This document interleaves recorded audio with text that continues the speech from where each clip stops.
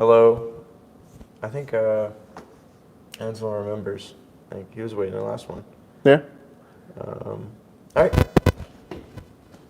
Mike. What's up? I made it back. Scheduled impromptu live.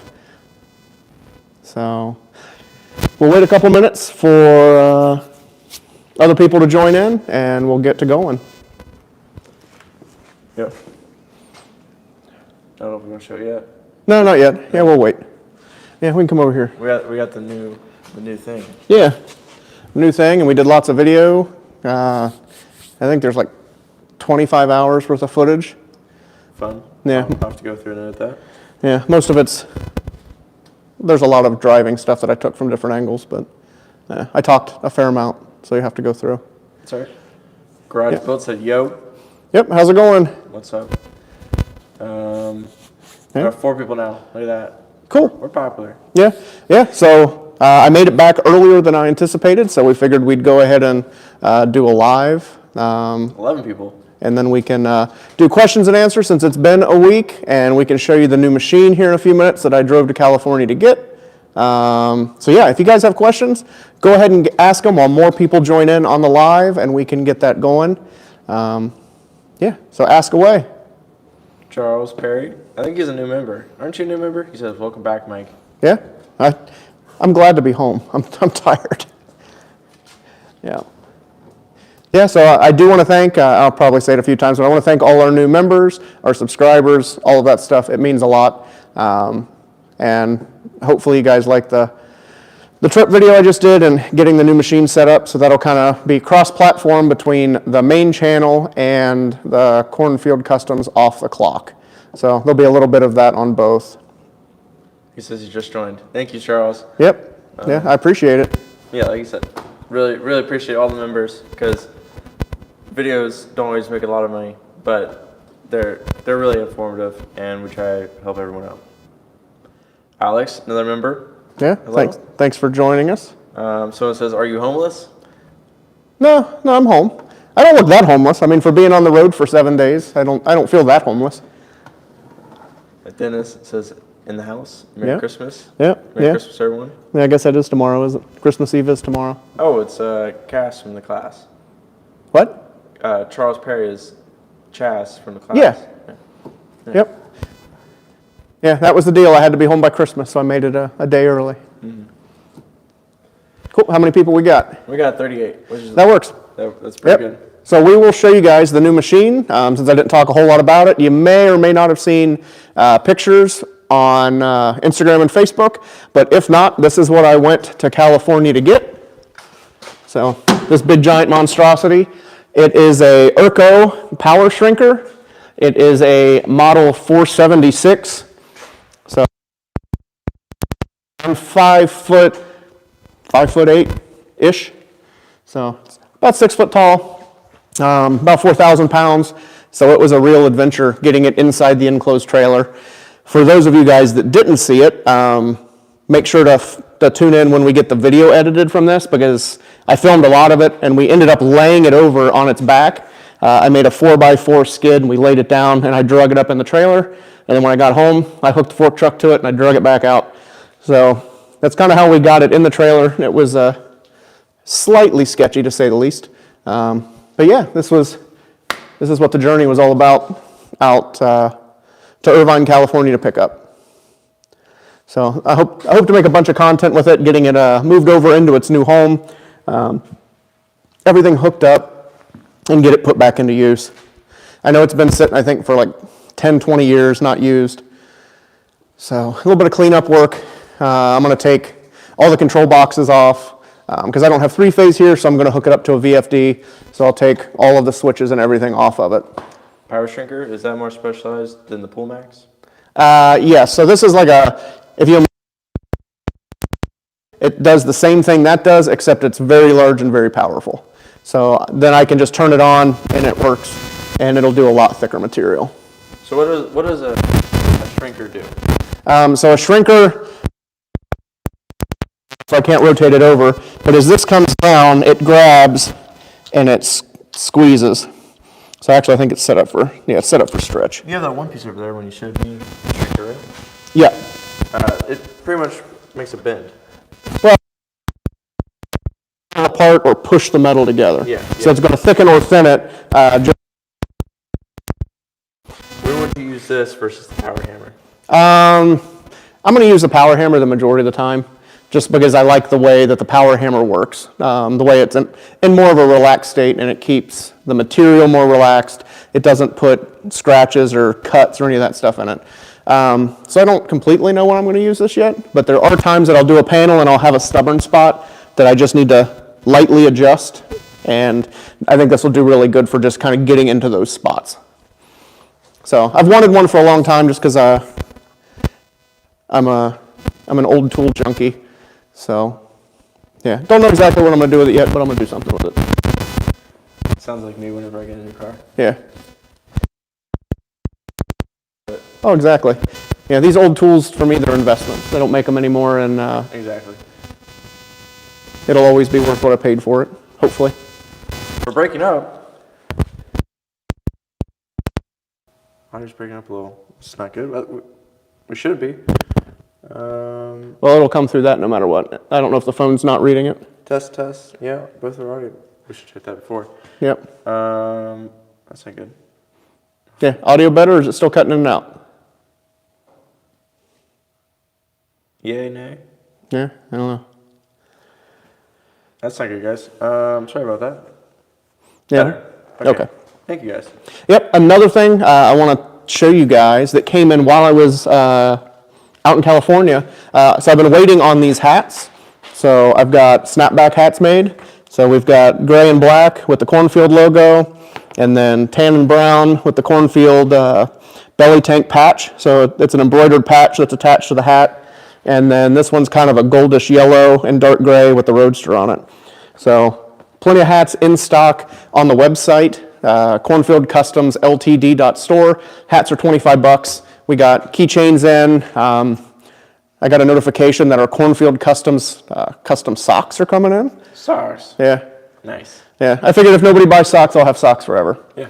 So those will be in. We still got plenty of t-shirts and hoodies, posters. So check that out, especially if you get your Christmas money and you're wanting to get some merch. We got plenty over on the store. So I'll probably throw out the hats again later on in this live stream, just for the people that join in later on. I really like this one. Matches all the outfits I have. Yeah. Yeah, I don't know, I can't decide which one I like better. I kind of like this gold. Yeah, I also like this one too. It's different. Yep. I don't know. Yeah, so they were actually supposed to be in like a month ago, but they took forever. Yeah. So, but they're here now, and that's all we can hope for. And when I was in California, I got to go check out some friends' shop. So I went and saw Brian Mackey from Mackey's Hot Rods. I saw Shug and Irene, and Kiwi Steve. Got to spend a lot of time with my friends while I was there. So overall, it was a good trip. No, nothing crazy happened. Didn't get mugged at a truck stop, and No problems with the tread? nope. Tires were all good. Bearings were all good.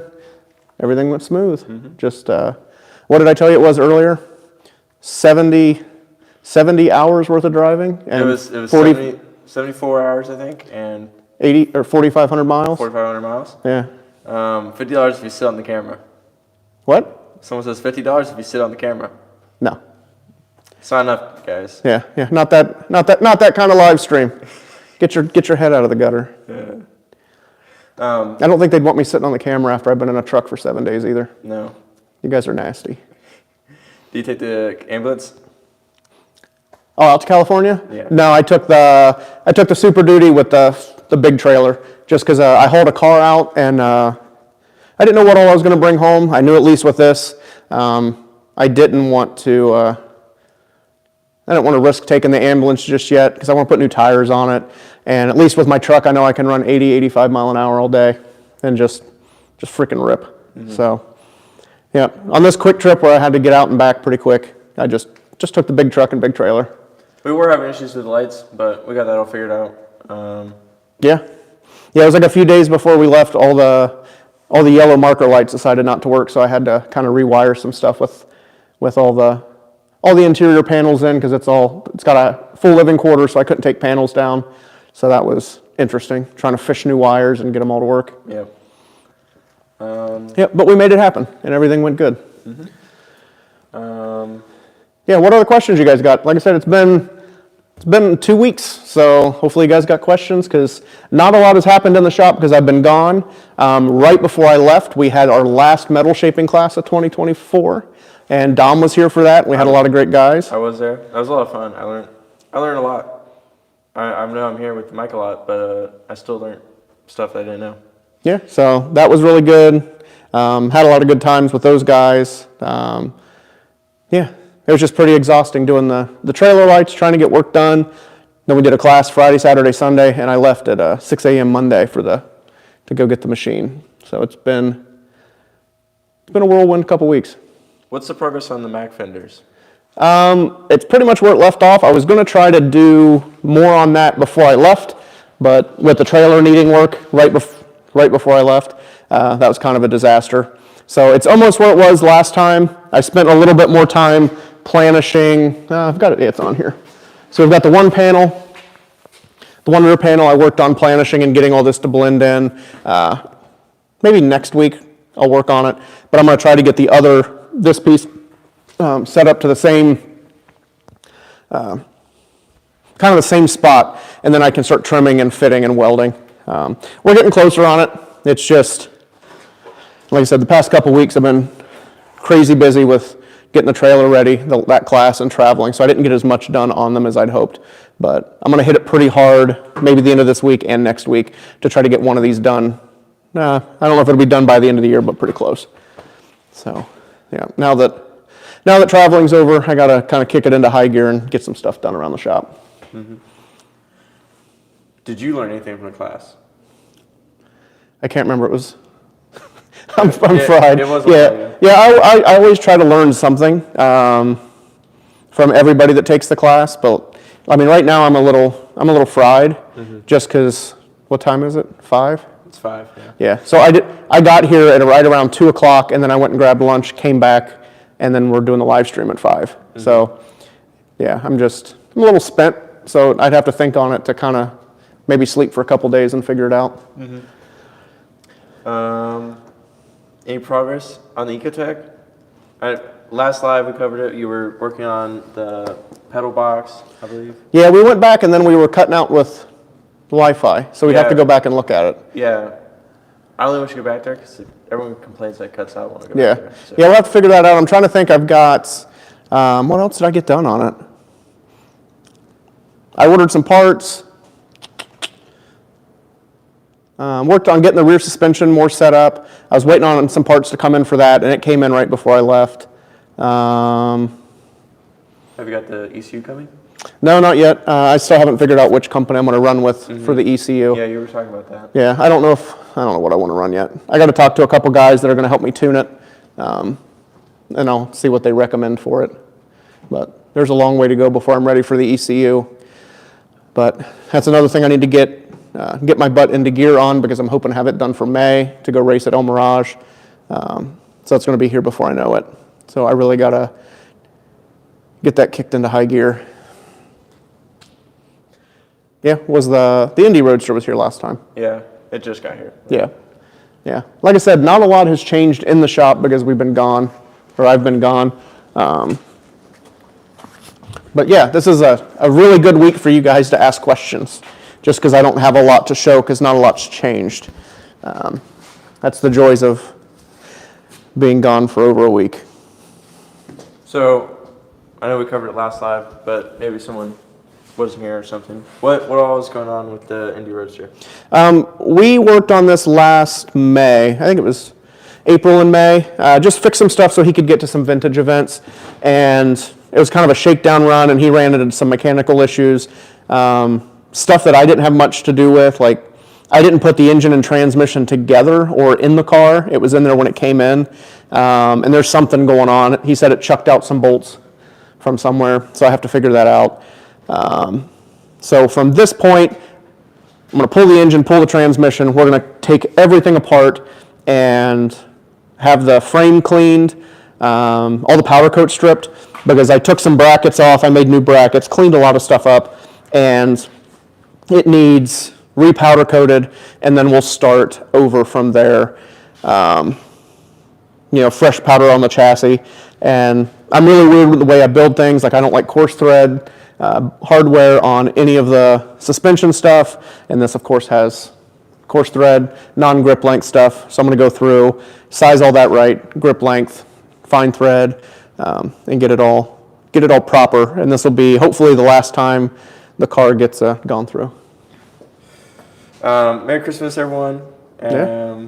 That's from Don, another one of our members. Thank you, Yeah. Don. Yep, thanks, Don. Someone has something not nice to say. Oh yeah, what is it? Let's hear it. This dude's need to stop drinking beer. He looks unhealthy. Poor guy. Poor guy, healthy probably. Nice English. I need to stop drinking beer? Yeah. Cool, because I've never drank alcohol in my life, but thanks. Yeah, so another interesting thing, I made this mock oil tank last year, and it got damaged, so that's kind of a bummer. How many pieces did you make this in? It was made in three pieces. Yeah. Yeah, so the main face, and then there's a weld seam here, and then just a thicker back cap. So yeah, it was made in 3 pieces, and it got damaged, so I'm gonna have to fix that. Yeah, and I was thinking on the drive home, I'm going to do, that guy that's flapping his gums kind of reminded me. I'm going to do a video for you guys kind of on business stuff, and I'm probably going to do it tomorrow. Maybe it'll come out Thursday. Kind of about dealing with people like that on the internet and not being afraid to block people or delete them. Because people are just, they suck. So glad he said something not so nice, so it was a reminder to do the business video on how to handle jack wagons on the internet. So another good business video is the front door. You gotta lock the front door. Yep. Because people walk in and they interrupt, and then a bunch of stuff happens. Yep. How fast is this car going to go? This car, I don't know how fast it goes. I was talking to him. I think he said he wanted 120. Yeah. I forget though, but I mean, Yeah. that's pretty good. Yeah. I'm like, for a lot of guys that don't know me really well, I don't ask questions. My job is to not ask questions. My job is to build cars and fix stuff. So I just really don't ask questions about much. I just need to know what needs fixed, and that's about it. And I try not to get into the kind of the gray areas of what it could do, what it's supposed to do, and that stuff. I just build cars. Don't ask questions. What causes work hardening? Both stretching and shrinking? Depends on the material, but yeah, both of those would cause work hardening. Usually a lot of that heat can go into that. There's just so many factors. But like when shrinking and stretching on a power hammer, you're really not going to work harden much. Yeah, Don, this is a customer's car. This is a Mac's personal car. He does have the Roadster. Yeah, I have the Roadster. We can not go all the way back there, but we can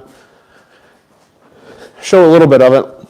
Like I said, I just don't want to go into the back because a couple people said we lose Wi-Fi when we go into the back.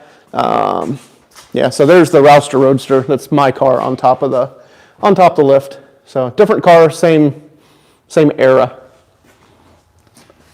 Learning Curves Custom says, recent subscriber, love the channel and the quality of the craftsmanship. Yeah.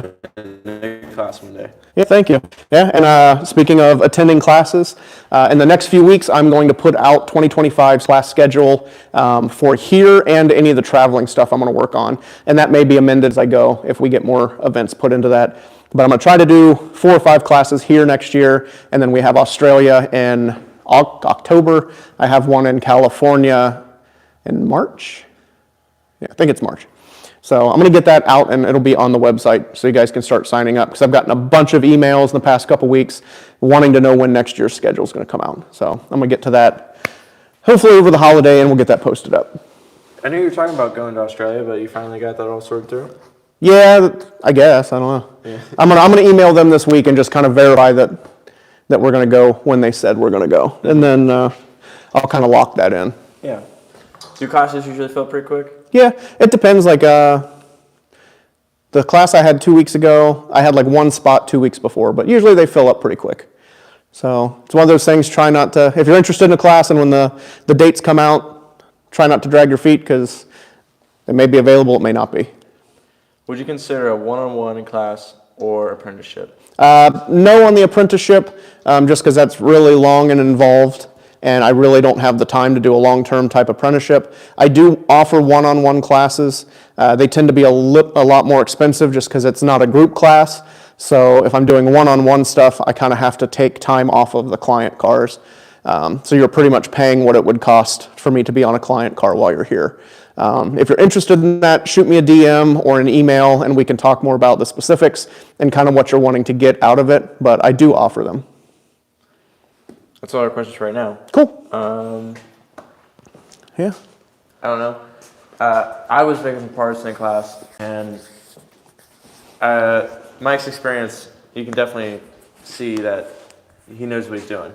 Actually, hold on. You want to hold this? I can grab my parts. Oh, I pushed a button. I didn't do anything, did I? You're fine. All right. Yeah. So while Dom is doing what Dom's doing, we'll just kind of walk around.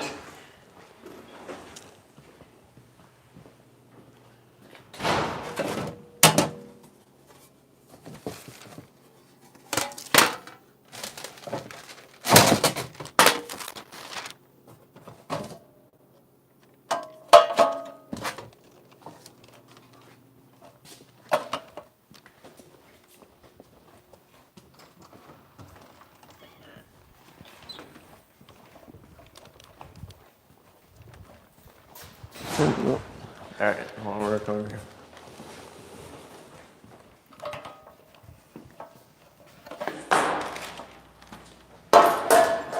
Yeah, with 65 CJ, I've talked to Cummins a couple times.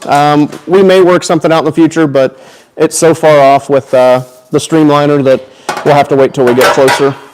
All right, so here's some parts I've been making, trying to make. I saw these like square headlight bezels online, and I'm like, oh, I could probably make those. That doesn't seem too hard. It's just three bends, and you cut the metal out. But I couldn't make it fit right. It's actually a lot more complicated than a flat piece because it curves in multiple angles. Yeah. So that's something I'm gonna work with Dom on kind of after hours, hopefully in the next few weeks. But yeah, he made the pattern and then I was attempting to make a tombstone too. I haven't got very far on this one. But yeah. Yeah. So hopefully maybe we make a video on that because I think that'd be really to show someone who doesn't know what they're doing how hard. I mean, not everyone's gonna be at my level, and I'm not gonna be everyone else's level. But yeah, I think that would be a good idea because a lot of times I think people they get kind of turned off watching me make stuff because they don't necessarily have all the equipment and they feel a little intimidated, and that's not the intent of the channel, but I think that does happen. So it might be good to show somebody that's more green to making stuff through the process. Mm-hmm. Definitely. Yeah. So what other questions you guys got? Because I think this live is going to be mostly questions and answers more so than usual. Yeah, that's most of our lives. People ask pretty good questions usually. Yeah. We have a really common question, which is why don't the cars rust? I see that on almost every video. Yeah. And if you don't touch the cars, you have climate control in here and everything. Yep. So yeah, I mean, I've got heat and air conditioning, so the shop stays right around 70 degrees year-round. Perfect timing. Yeah. Furnace just kicked on. But the biggest thing is to not be rubbing your hands all over the bare metal. Once I'm done working on the car, for however long, I wipe everything down just with glass cleaner to get my fingerprints off, and that's it. I don't oil them. I don't use Gibbs, none of that stuff. The biggest thing is just not walking around dragging your hands. And you can see there were some people at garage night a couple weeks ago. You can see handprints, but look where this handprint is. So somebody was leaning up against it, and there's another one starting to rust. So not touching the bare metal is going to be the biggest thing to keep stuff from rusting, especially if your shop is climate controlled. Like Ohio is super humid, so that's why the climate control is so important, and just not letting people rub their acidic hands all over the parts. Thanks for the likes, guys. I see someone's hard in the live. I really appreciate that. I am very lucky. I am learning from the master. I wouldn't say I'm a master. I just make it look good on the internet. Yeah. Just smoke and mirrors. Practice makes perfect, of course. In your 10 tips video, you said, don't be afraid of failure. Yep. And that's so true. If you don't, the journey starts with the first step. Yep. There you go. Yeah, and like I tell everybody, if you never make a mistake, that doesn't make you a craftsman, that just makes you lucky. Being a craftsman is knowing how to correct the issue after the mistake is made and get yourself out of trouble. So don't be afraid of failure. Failure is going to be your best teacher. So how are you going to get rid of the rust? You're just going to use a sander? Yeah, I'll hit it with a red Scotch Brite, and then I'll go over it with rubbing alcohol and glass cleaner to get all the handprints and stuff off, and then it should be good till next work cycle when I get back on it. So let's see the new toy. Yeah, the new machine again. The new machine. Yep. Here it is. Yep, there it is. Yeah, I'm size comparison. Yeah. So it's an Urco 476, and I'll show you where it's going to go in the shop. So I've got to move some stuff, but that's what I'm going to do tomorrow and maybe Christmas Day. So I have to move this platform. I got to move the air planisher. I might have to. So the bead roller is bolted to the floor, so I might have to unbolt it and move it. And then I'm going to move the pantograph elsewhere, but I'm going to tuck it right here in this corner. Yeah, it should fit nicely. Yeah, and then I ordered a brand new VFD to go from 110 to 3-phase, just like the one I'm running on the Linux and the big grinder. So I ordered another one of those, so I'm going to convert it to run on 110. That way it's a lot easier to put over in this corner. Even though it's close to the rotor phase, I think 110 will just be a little bit easier to deal with, just in case I have to move it somewhere else in the shop. All right, we have a couple questions now. All right. Someone asked a question on the Mac Fender, but Don has a question. What does the new machine do? And it'd be just show them here. Yeah, so it's a similar machine to this. This is a kick shrinker. Let me see if I got a piece of metal, because we're not supposed to dry fire it. I can go grab one. Yeah, here's one. This will work. So on this one, when you push the treadle down, it comes through, and when you grab like that, it's going to shrink. So this one is limited by how hard I can push and how strong this plate is. So the new machine does this, but with a giant flywheel and electric motor. Yeah, so it grabs it. Yeah, so it grabs it with the teeth, and in this setup, it's squeezing it together, thickening the material to create that shrink, and then you can take the tooling out, flip it around, and that creates a stretch. So on the new machine, it doesn't have the magnet-in style reversible dies. They're out in the trailer, but I have the other dies as well. So right now it's set up with stretch dies, so I'll have to swap that out. But to do that, I have to take these pins out, and then the tool there and there, and that'll slide out. And then I've got the other tool holder that also goes in. So just change some stuff out, and you can go from shrink to stretch. But yeah, like this is how big the flywheel is, so you really get a lot of inertia to help shrink that. So to planish the tight highlight line on the Mac Fender, are you using a rectangular die? Would you put the panel out of form to use a larger die? On these, I'm not changing the arrangement or taking the form out of it. I'm using a linear stretch die as a rectangle die. My rectangle die doesn't have a tight enough radius. So I've got two different rectangle dies. This is one of them. So this one's not a tight enough radius this way to get in that tighter radius. Where'd it go? Oh, here we are. So I'm using this linear stretch die and the other planishing hammer with lower air pressure as my rectangle. So it's a combination of this one, and then there's another one somewhere else. I didn't even get a chance to really clean up from the class, so everything's kind of scattered about. Yeah, here's the other one I'll use. So I can use this as our rectangle die. and get right up into that tighter radius. Yeah, so that'll work. That'll work right in there, and it'll act similar to a rectangle die, and that's how I've been getting these tighter radii dialed in. That Airco could help on bumper builds. Yep, I don't build a whole lot of bumpers. I'm thinking more like custom plate K-members, like a 33, 34, curved K-member, that kind of stuff. I think it'll be handy with that, and a little bit thicker material. How do you control moisture in your compressed air system? So let's go back here. If we lose Connection. yeah, if we lose connection, let us know and we'll jump back up here. But we're not going all the way in the back. I think it's just near the Roadster. Yeah. So the biggest thing is a good air compressor. I use a Kaiser rotary screw, and it's all self-contained. So it's got a water separator, an oil separator, and then it pukes the water outside on its own. It's got a built-in tank underneath, and then I've got another 80-gallon surge tank. So I have 160 gallons of air storage, but this compressor, it monitors everything, pulls the moisture out, and handles it all on its own. So I don't have to do anything. But then as it comes out, I also go through a secondary desiccant dryer. So I've got these nano dryers, just in case a little bit slips through. But I've had this, I think since 2017.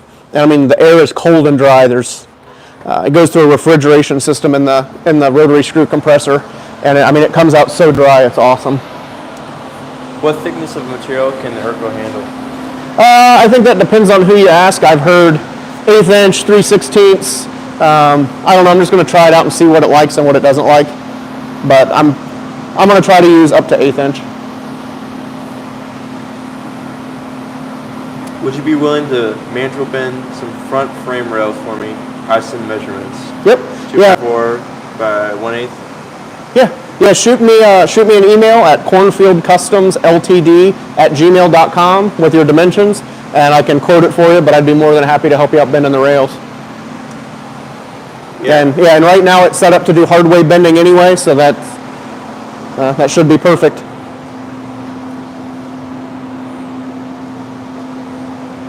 So, what would you upgrade in your shop? Is there any tools that you think you need an upgrade on? If money was no object, I'd like to get a 5x10 fiber laser. That would be really nice. That way I could laser all my own stuff in-house versus the plasma. I'd like to get an Airco flanging tool, but those are like 25 grand and they're super hard to find. So I'd like to get those eventually, but we'll see. I'm kind of tired of spending money on tools too, and I'm running out of space pretty rapidly. So Your plasma table. Yep. How often do you? I haven't really seen you use it when I'm here, but how often do you usually use it? I rarely use it. It's just I don't like the smell that it puts off, even though it's ducted outside. I don't like the dust. Yeah. I don't like the light, and I don't like moving the plates around. So I rarely use it. I cut these little 3/8 pieces out for the Roadster the other day, and other than that, I think it was when I made the motor mounts. It might get used once a month, if that. A lot of stuff I'll send out and have lasered. It's easier to have it lasered than me have to keep the material in stock. Yeah. But yeah, if I had a laser, it'd be different.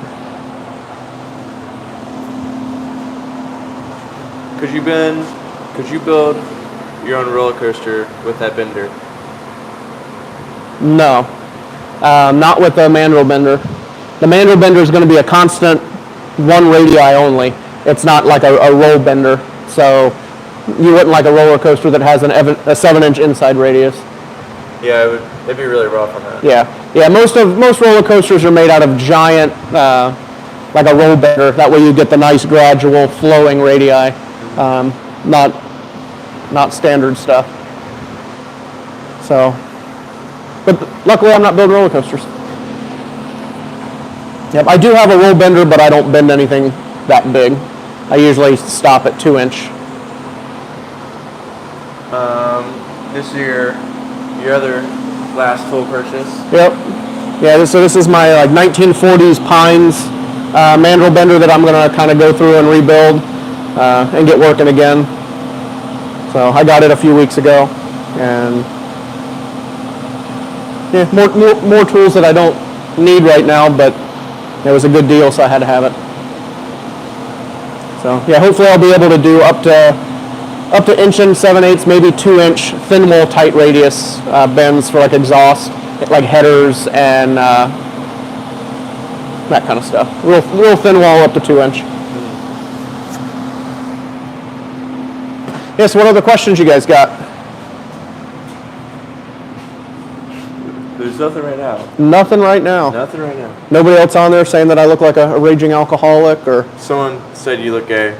That's all right. I've been called worse. Maybe they're jealous.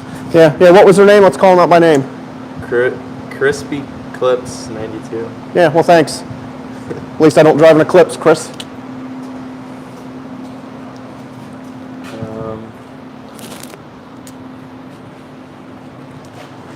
Yeah, it's amazing how many grown men, I'm going to use the word grown very loosely, just come on social media to run their mouth. It amazes me. Like, don't you have something better to do, like a girlfriend? But no. I guess not. No.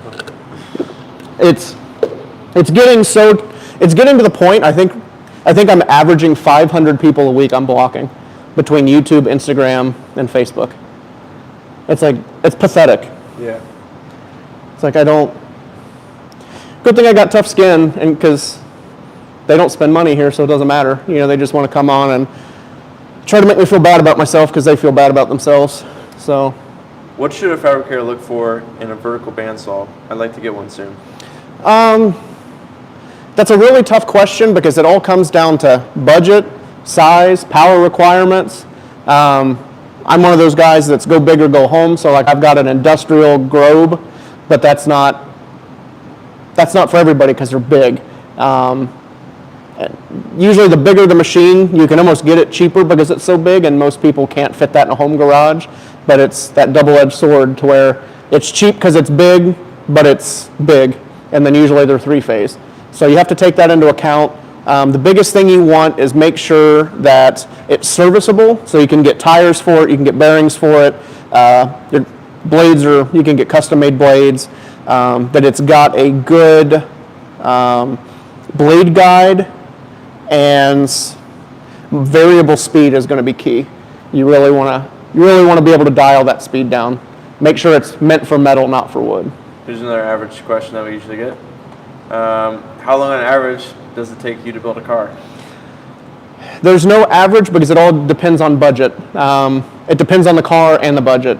If somebody's coming in just for a door skin, I can knock a door skin out, no time. But if you want a complete car built from scratch and your budget is $500 a month, it's going to take your entire life. Most cars, complete builds, you're going to be in the $250,000 range. So you kind of have to take that into account, that budget really dictates how long something takes. If you have a $10,000 a month budget, it's going to go a lot faster than if you had a $500 a month budget. Of course. Yeah. How long did it take you to build your XF? The red car, that from design to finished car was about 13 months, and that was nights and weekends only. Since it's a personal car, obviously I couldn't work on it during normal business hours.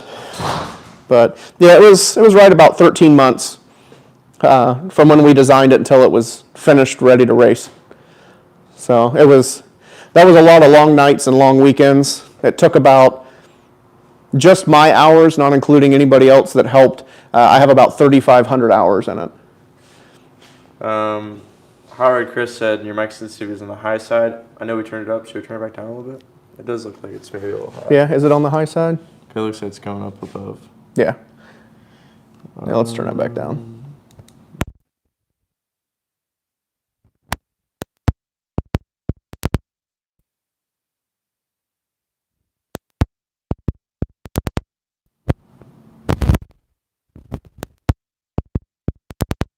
Plug it and then do it. No.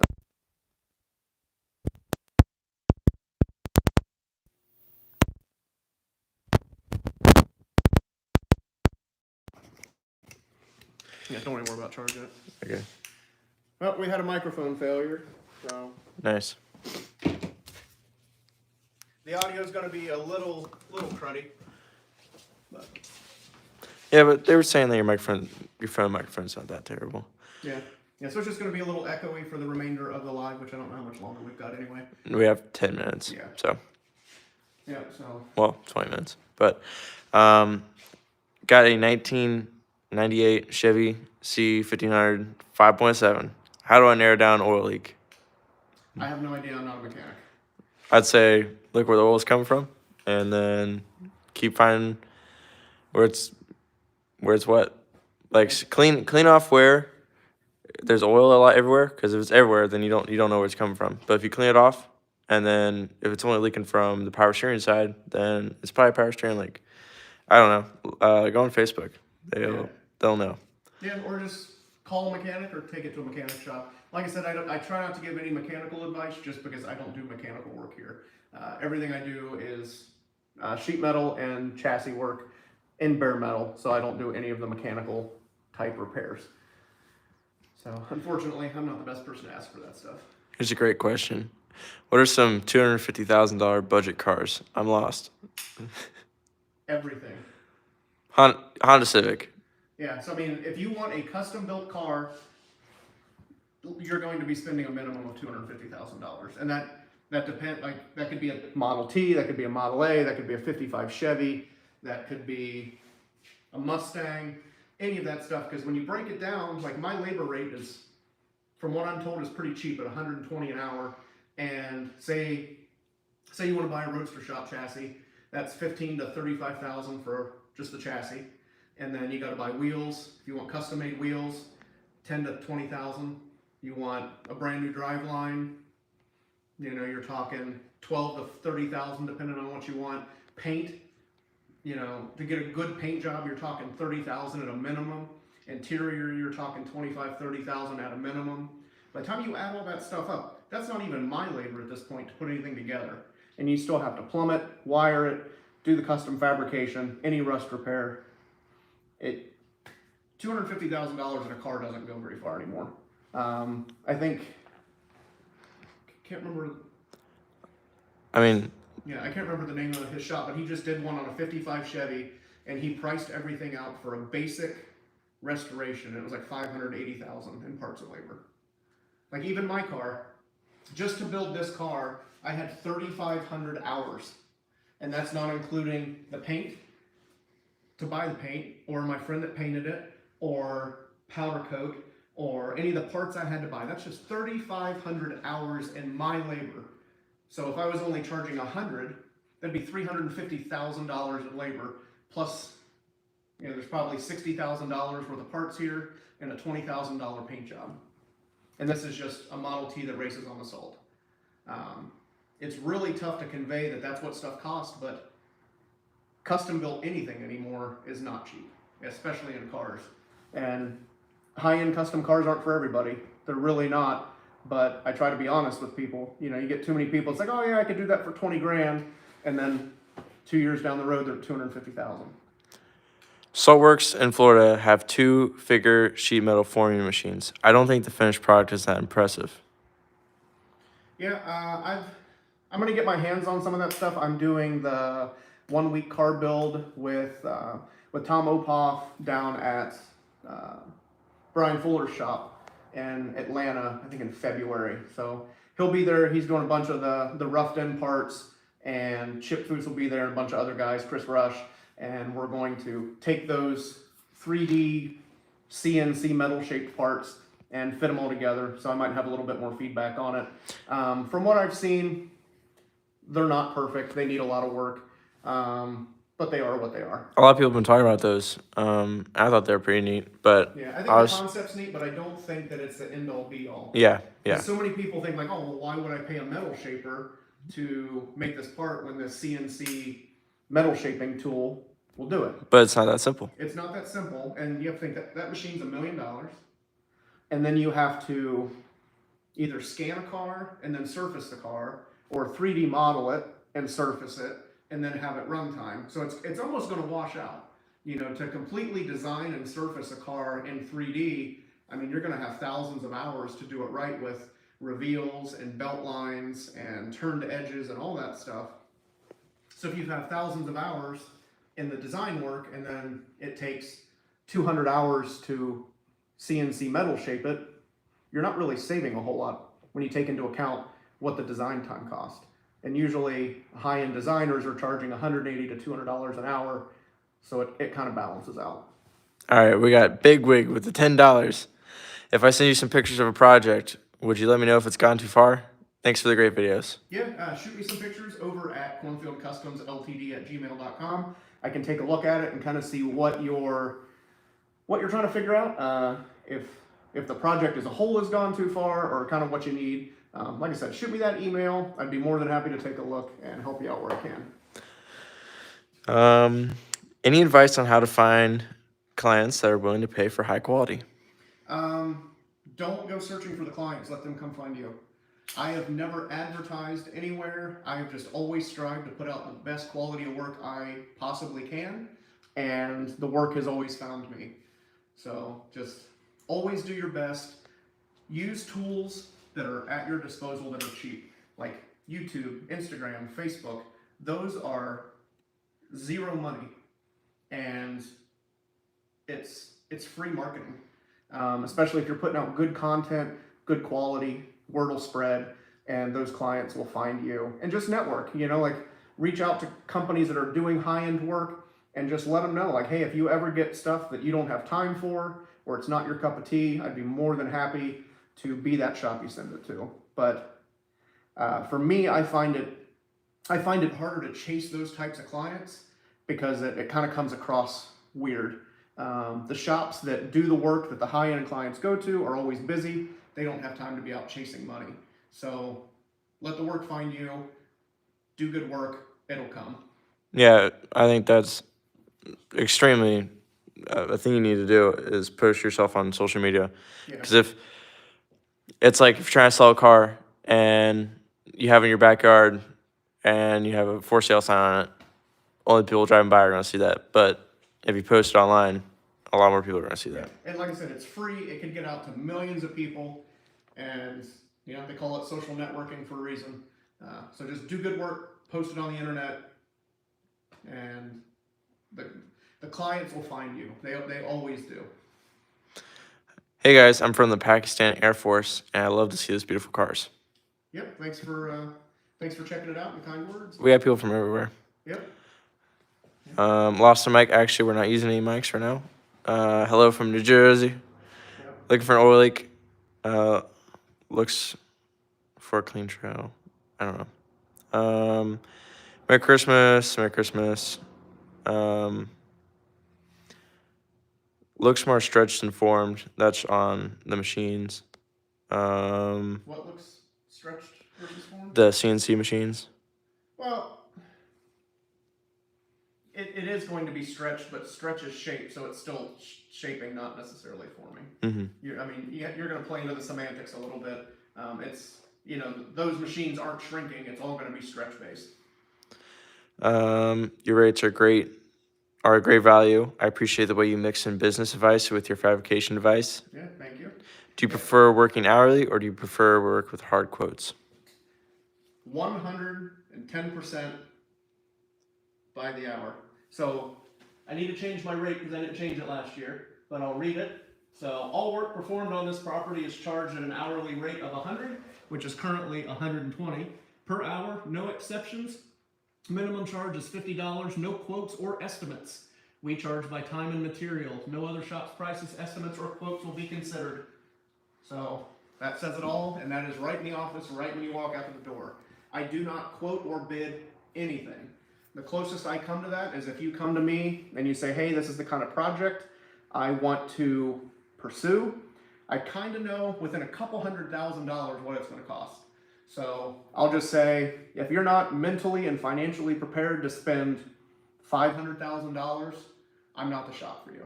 That's as close to an estimate or a quote as I get. And I mean, that could be 200,000, 300, whatever. But I don't give quotes. I don't give ballparks. Time and material is the only way you're going to make money in this industry. because every car and every project that comes through is going to be a little bit different, and you're going to run into a new set of circumstances that you're not going to be able to bill for. The only exception I do make to that is frame rails and like roof inserts, because the frame rail stuff, I've got that calculated in the computer, how long it takes to lay out, design, bend, so that's easy to standardize. Same thing with roof inserts. I've done so many of those, I know how long they take, what material cost, so I can price those. But any custom work on a project that is not frame rails or a roof insert is time and material only. Mike, do you have any friends in Wisconsin that might hire for a few small projects? Yeah, depending on what part of Wisconsin.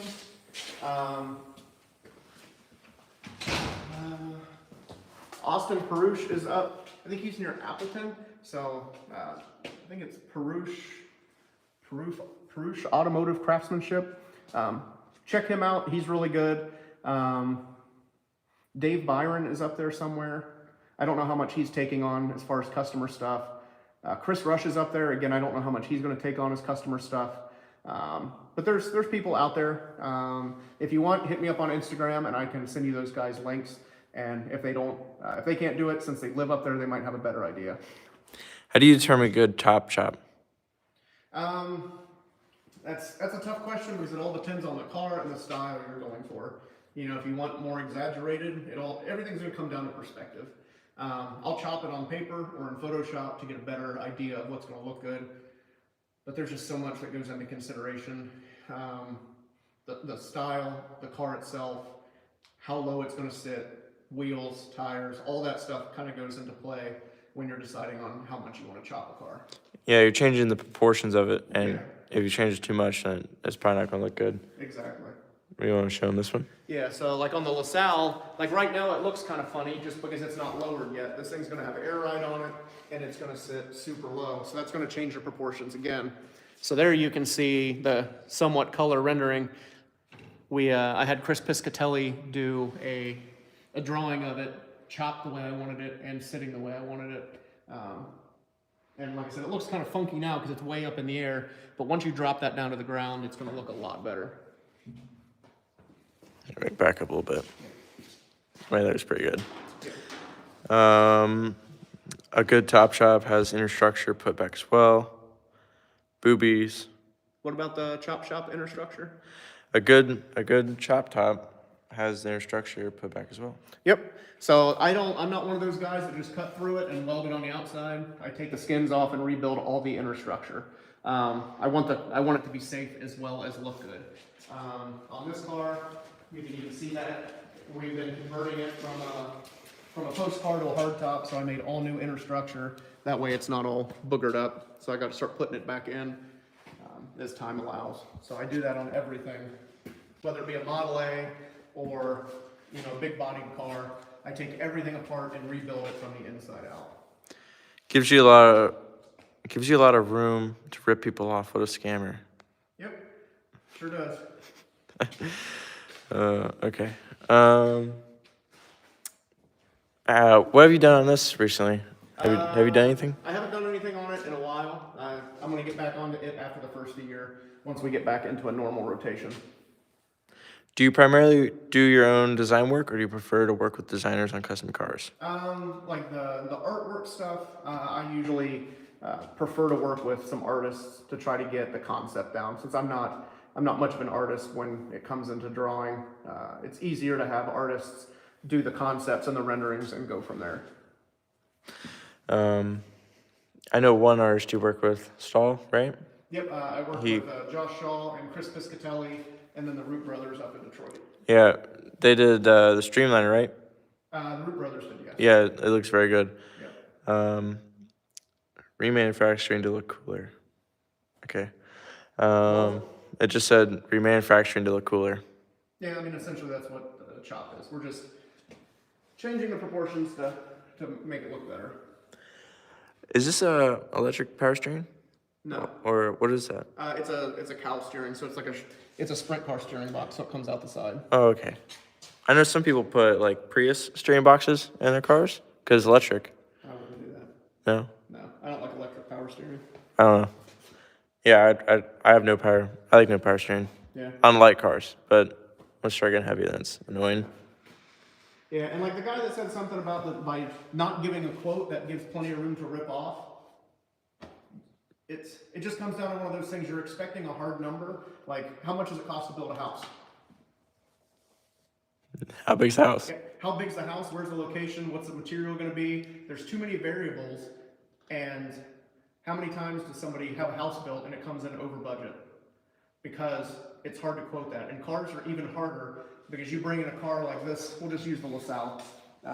Okay, comes in painted. We want this modified, and I give a number. We'll just say it's $100,000. And then we start stripping the paint, and there's rust, there's bad repairs, there's spray foam in the quarters, there's spray foam in the roof. Well, now it went from $100,000 to $200,000, not because it's my fault, because there was stuff hidden. You cannot give quotes or estimates. I don't care who you are, it just is what it is. And if you're not financially prepared to spend that money, you shouldn't be building a custom car. I hate to be that guy, but it's a hard truth, but it's the truth. It's kind of like teenagers. They want a cool car. Yeah. So okay, I'll go buy a Subaru. Well, I work at McDonald's and I don't have enough money to pay for a Subaru. So you probably shouldn't get a Subaru. Yeah. You probably shouldn't build a custom car. Yeah. I mean, I get guys in here all the time, and if you want to spend $20,000 on a frame-off restoration, good luck. I am not the shop for that. Because I'm not going to cut corners to try to meet your budget. You know, $20,000 at $100, $120 an hour is not enough to do a frame-off restoration. And $100,000 is not enough money to do a proper frame-off restoration. It's, you know, you can hate on it all you want, and I don't know why you're watching that. If you think that I'm a rip-off or a scammer, I honestly don't fucking care. I am what I am. I've been in business 20 years. I don't have a reputation for ripping people off. I do the best quality work I'm capable of to give people their dreams. And if that's too much for you, pound salt, man. What's the hardest project or one that's giving the biggest headache? We've had this conversation before. Everything is going to be the biggest pain while you're doing it, and then once you move on to the next thing, that's going to become the biggest pain. It's just how it is. Nothing in this industry is completely easy. You're always going to run into issues.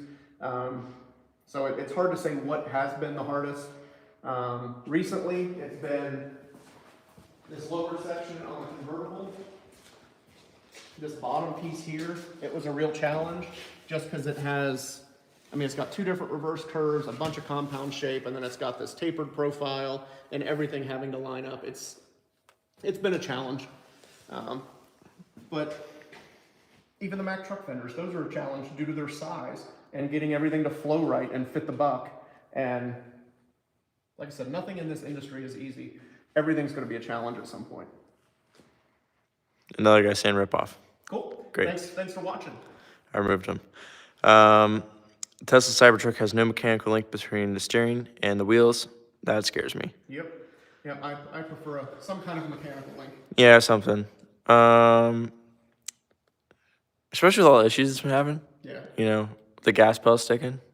Okay. Mike, is there ever a chance you could show how you made the reverse curve on the power hammer when you made the teardrop hood for the Galaxy? Yeah, we'll do some reverse curve stuff in the future as our video series type stuff progress.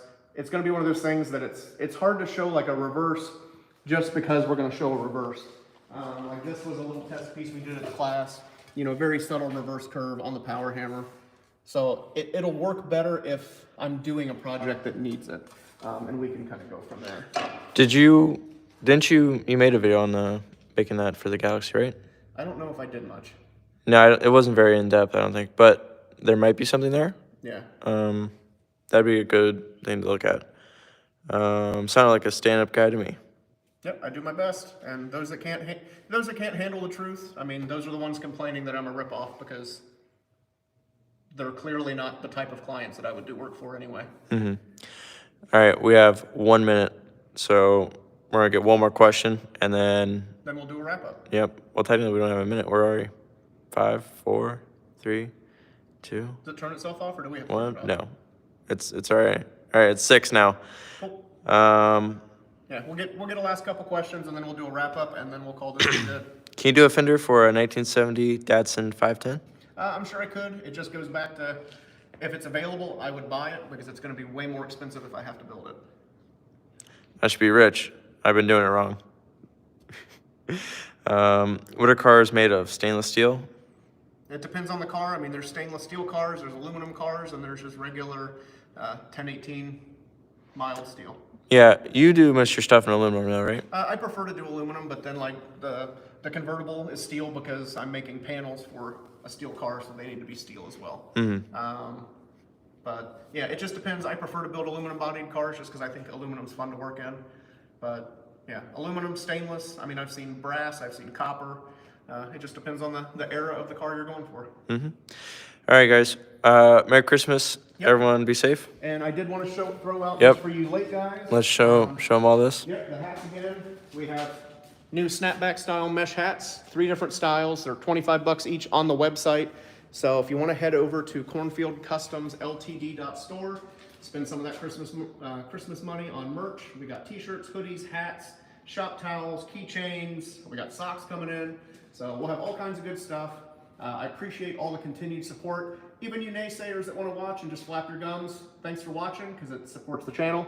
So thank you so much. I'm sure Dom, you're happy that people are having a good time on the live feed Yeah. as well as other videos. I'm glad people like me and they don't hate me. Yeah, it's all right. Everybody hates me, so I guess not everybody. Lots of people hate me, but that's okay. I got tough skin. But yeah, thank you guys so much for checking out this live stream, even though it was a little short notice. Make sure to check out some of the other videos Dom has been working on. We should have a new video hopefully coming out this week. But hopefully you guys have a Merry Christmas. Be good, have fun, stay safe, don't do anything too reckless. And if we don't see you before then, we'll see you on next week's live stream, Monday at 5. Thanks, Big Wig, again. He gave us $10 for that one comment. Yep, thank you very much. I appreciate it. Thank you all, our members. Again, lives are Mondays at 5. Live at 5. Mike came with that. That's pretty good. I guess that's it for now. Merry Christmas and good night. Yep, see you guys later.